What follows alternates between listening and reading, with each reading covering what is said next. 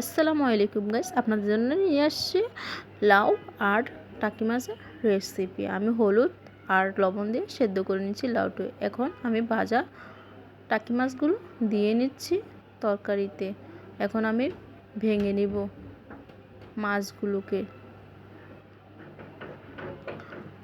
ভালো করে মিক্স করে নেবেন লাউগুলো। এখন কড়াইতে তেল দিয়ে পেঁয়াজ কুচি, রসুন বাটা দিয়ে লাল লাল করে ভেজে নিব।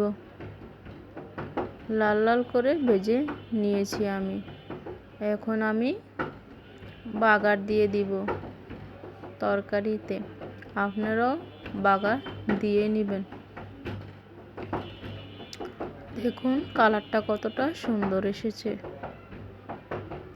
এখন আমি ধনিয়া পাতা দিয়ে দিব। সাধারণ রেসিপি।